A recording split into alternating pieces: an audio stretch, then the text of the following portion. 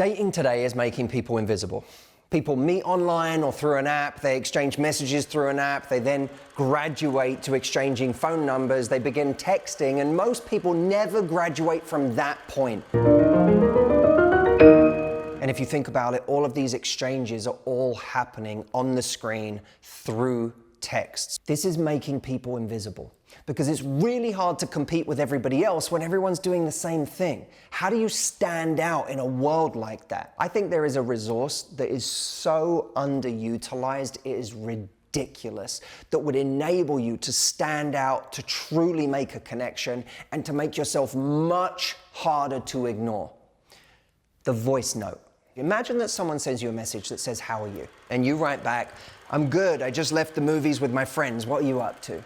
That's fine, that's the kind of message that most people send. It's not that funny, entertaining. It doesn't matter even if it was, because at the end of the day, it's still just a text message. Someone doesn't really feel like they're getting to know us. They're getting to know the text version of us.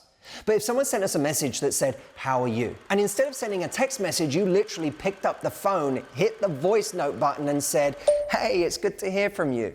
I'm good. I just left the movies with my friends. We saw that movie, the Mr. Rogers movie, It's a Beautiful Day in the Neighborhood. I don't know if you've seen it, but, well, I may have cried a little bit or a lot. But I'm on my way home now. What are you up to? How's your night?" In that moment, think about how much I've done. I want you to think about voice notes in 3 different benefit categories. Number 1, it's different. It's different. Everyone else is texting. In a sea of gray text messages, your voice represents color. It leaps off the screen and into someone's ear. You're literally attacking a different sense than everybody else. I may have cried a little bit, or a lot, but I'm on my way home now. What are you up to? How's your night? A voice. On the telephone.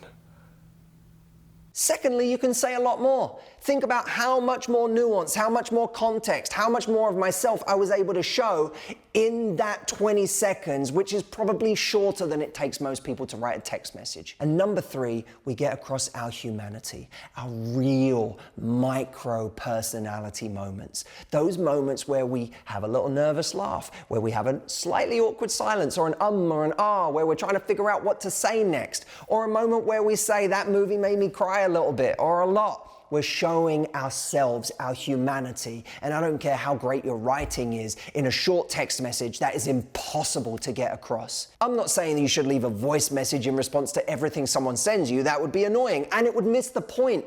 The point is the contrast. Once in a while, instead of sending a message, send a voice note. Let them get a taste of who you really are and what you really sound like. Because today, connection is the game.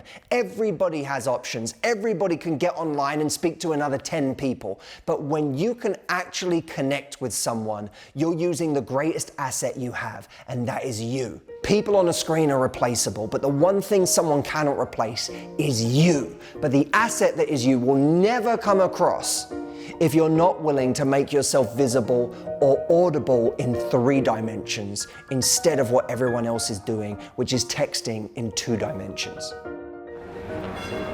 Now, is it just me, or do we look fantastic? Right?